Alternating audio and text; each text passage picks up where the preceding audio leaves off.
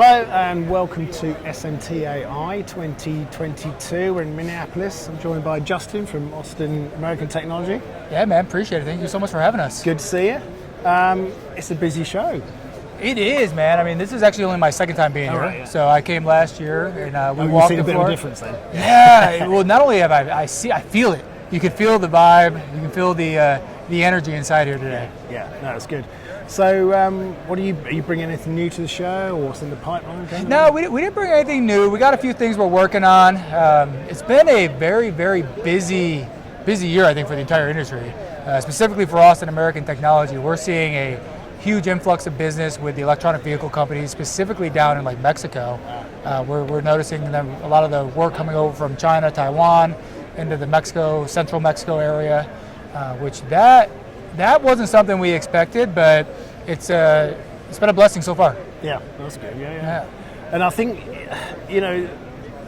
we've been through a weird time with pandemic, and now we're in a weird geopolitical time. In Europe we've got a war going on, and like you say, the driver of supply chain problems. People are rethinking, where do we make stuff? How do we, put stuff together? Yeah, I mean, in what we're experiencing so far, it's kind of 50-50. We got 50% of the people that are hesitant. What's going on? We got a war here in America. We got a political election coming up, which is going to be a huge deal. But then on the other side, you got the other people that are like, we can't waste any time. Get the order in, get it in as quickly as possible, because if we don't spend the money now, we might not have it in the future. Yeah. So that's what we're noticing. And then a few other things we're working on. We did just release for Austin American Technology the whole Industry 4.0 movement. Everyone's starting to talk about this.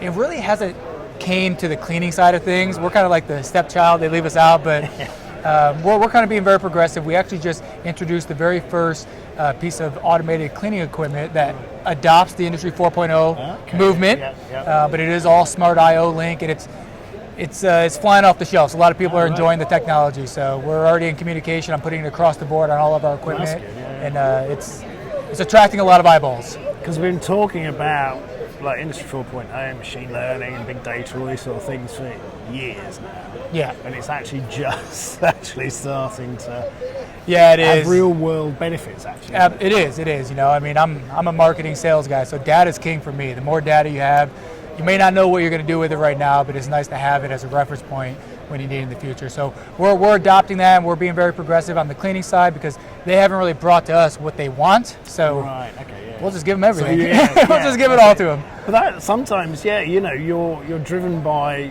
your customers' demands. But the rest of the time, you've got to somehow have a crystal ball and look into that and see the future. Absolutely.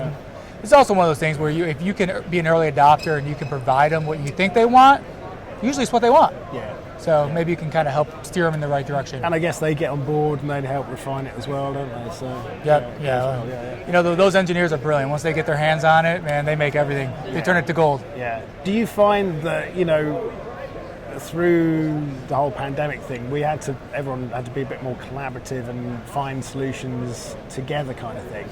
Are your customers a bit more open to that, sort of honesty in a way, rather than, often it was very much, we've got a problem, go away and solve it, whereas now we've got a problem, let's talk about it. Yeah, that's a really good question. And I would say the typical players in the industry, absolutely. Kumbaya, let's come together, we're all facing the same issues. Where I would say that's not the case is in the newer competitive industries, a la electronic vehicles.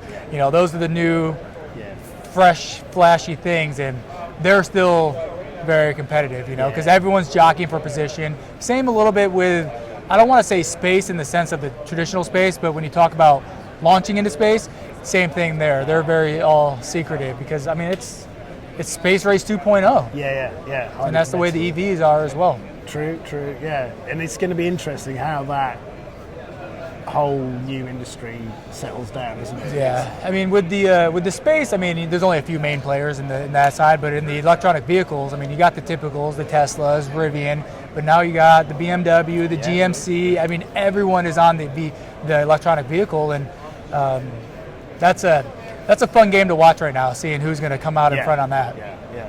And it's a weird thing, isn't it? Because it's something that's come along almost dropped out of space in a way, kind of thing, and it's hit the ground running, and everyone is. Yeah, I mean, that's actually a pretty good pun when you talk about Elon Yeah, Musk. You yes, know, yeah, yeah. it did drop out of Yeah, space, it but did, yeah. I mean, the technology's now there. Yeah. So it's really who's going to make it the best, and you know, seeing the traditional car manufacturers now adopting the electronic vehicle, the competition's at an all-time high. So the secrets are very discreet Yeah. in the electronic vehicle space. Yeah. Well, it's really interesting here. You're adopting the Industry 4.0 angle, and it's interesting being a leader in it as well, isn't it? I mean, you like you said, sounds like you decide, right, we're going to do it.